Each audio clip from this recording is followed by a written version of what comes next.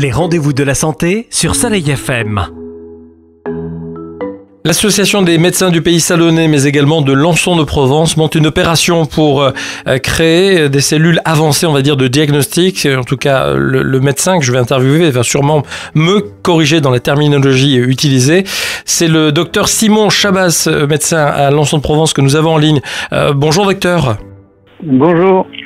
Alors, c'est effectivement pas des centres de diagnostic, ça va être des centres de deuxième recours. Ça veut dire que l'important, c'est clairement pour nous, comme pour le reste de la population, d'avoir le moins d'interactions entre nous.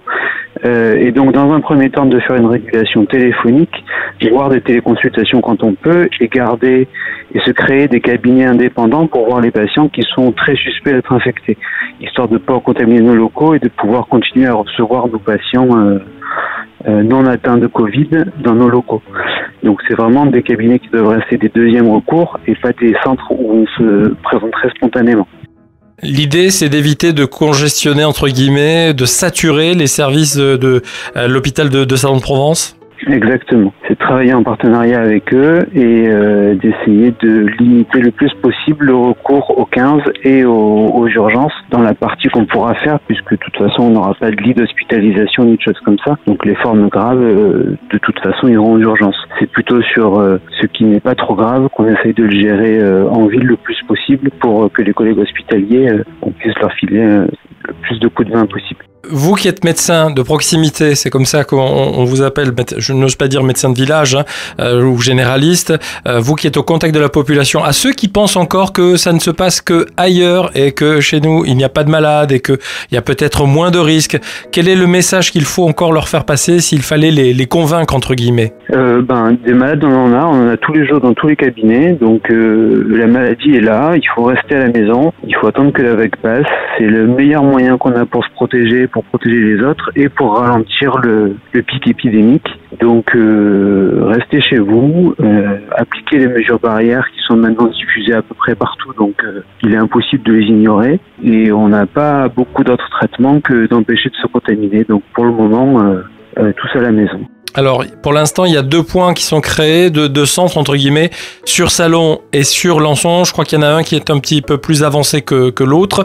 Quels sont vos besoins aujourd'hui, puisque vous faites un appel justement parce qu'il vous manque certaines choses? Alors, les besoins, c'est essentiellement du matériel de protection, puisque comme on a le soutien des mairies respectives de Salon et de Lançon, ils nous prêtent des locaux, ils nous prêtent du matériel type table, chaise, tout ça, donc on a leur soutien logistique sur ce point-là et c'est assez agréable. Ce qui manque et qu'ils peuvent pas nous fournir, c'est vraiment des gants, des masques, des blouses de protection, histoire que les personnels qui travaillent dans ces centres puissent rester protégés et ne pas être contaminés à leur tour. Ouais, on précise que ces matériels dont vous venez de faire état, ils peuvent venir du milieu par exemple du BTP qui utilise notamment, je pense, au chantier pour l'amiante, oui, ou quoi, des combinaisons jetables. C'est typiquement le genre de matériel que vous recherchez. Voilà, exactement. Après, ce qu'il y a aussi, c'est que nous, on fait ça de notre côté. Beaucoup de villages ou de communes essayent d'organiser le même genre de programme.